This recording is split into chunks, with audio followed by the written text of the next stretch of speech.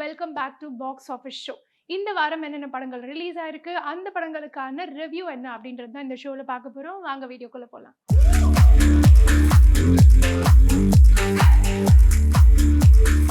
இன்னைக்கு நம்ம பார்க்க போறது வடம் திரைப்படத்தோட ரிவ்யூ.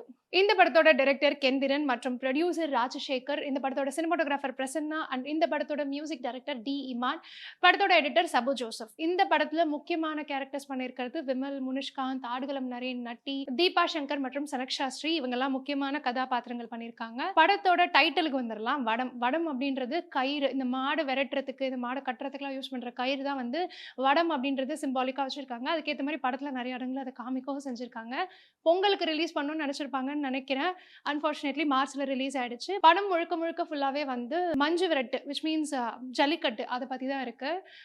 ஒரு வில்லேஜ் சப்ஜெக்ட் தான். வில்லேஜ் சப்ஜெக்ட்ஸ் ரொம்ப பிடிக்கும் அப்படின்றாங்க. கண்டிப்பா அந்த படத்தையும் பார்க்கலாம். படத்தோட மெயின் ஆர்டிஸ்ட் ரெண்டு பேருக்குமே வந்து ஒரு மாடு இருக்கும். அவங்க ரெண்டு பேருமே வந்து அந்த மாடை வந்து தம்பியா பார்ப்பாங்க. ஸோ போத் மெயின் கேரக்டர்ஸ் ரெண்டு பேருமே வந்து அந்த மாடோட ரிலேஷன்ஷிப் எப்படி இருந்தது, அவங்க அதை எப்படி வளர்க்குறாங்க, எப்படி பார்க்குறாங்க அப்படின்ற மாதிரி எமோஷனலான சீன்ஸ் நிறையாவே ரெண்டு பேரோட சைட்லையுமே இருக்கும். அண்ட் நிறைய ஃபைட் சீக்வன்சஸ் இந்த படத்தில் இருக்கும். இந்த ஜல்லிக்கட்டு காட்டுவாங்க இல்லையா, ஆப்வியஸாக மஞ்சு விரட்டு எப்படி நடக்குது அப்படின்றதெல்லாம் ரொம்ப அழகாக வந்து ஃப்ரேம் பண்ணியிருப்பாங்க சினிமோட்டோகிராஃபர் பிரசன்னா. அது ரொம்பவே அப்ரிஷியேட் பண்ண வேண்டிய ஒரு விஷயம் தான். பார்க்கறதுக்கு நம்ம ரியலாக போய் ஒரு மஞ்சு விரட்டு எப்படி இருக்கும் அப்படின்றத தெரிஞ்சுக்கிறதுக்கான விஷயமா அந்த படத்தில் அதை ப்ளேஸ் பண்ணியிருப்பாங்க. படத்தோட டைரக்ஷனில் வந்து பெருசாக எதுவும் குறை சொல்ல முடியாது, நல்லாவே பண்ணியிருக்காங்க. படத்தோட ஆக்டர்ஸ் மேபி கொஞ்சம் சட்டிலாக பண்ணியிருக்கலாம் ஒரு சில இடங்கள்ல.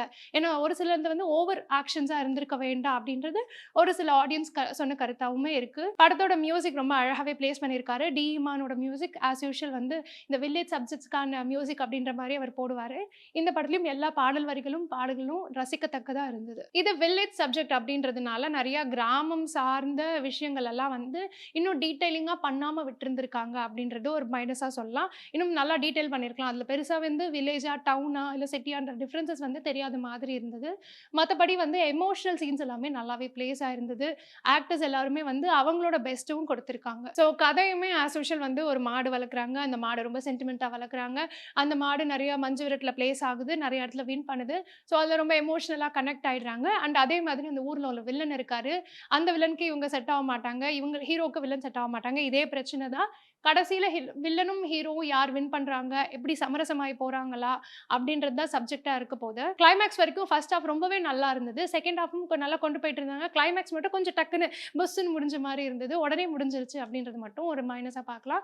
மற்றபடி ஃபர்ஸ்ட் ஹாஃப் ரொம்ப என்டர்டைனிங்காக கொண்டு போயிருந்தாங்க. அங்கங்கே நிறைய இடங்கள்ல ஹீரோயின் சென்டிமெண்ட்ஸும் இருந்தது. ஸோ அவங்களும் ஒரு மாடு வளர்க்குறாங்க இல்லையா, அதோட சென்டிமெண்ட்ஸும் நிறைய அங்கே பிளேஸ் ஆயிருக்கும். ஆக்ஷன்ஸ்க்கு குறைவே இல்லை, நல்லா சூப்பராகவே அதை கொரியோ பண்ணியிருந்தாங்க. படத்தோட எடிட்டர் அவரோட பெஸ்ட் நல்லாவே கொடுத்துருக்காரு. நிறைய வந்து ஆக்ஷன் சீக்வன்ஸ்லாம் எடிட் ரொம்ப பர்ஃபெக்டாக கிறிஸ்பாக இருந்தது. ஸோ கிராம கதைகள் பிடிக்கும், அந்த மாதிரி ஃபேமிலி சப்ஜெக்ட்ஸ்லாம் பிடிக்கும், அண்ட் தென் ஜல்லிக்கட்டில் ரொம்ப இன்ட்ரெஸ்ட் இருக்குது அப்படின்ற மாதிரிலாம் இருந்தீங்கன்னா உங்களுக்கு கண்டிப்பாக அந்த படம் ரொம்ப பிடிக்கும்.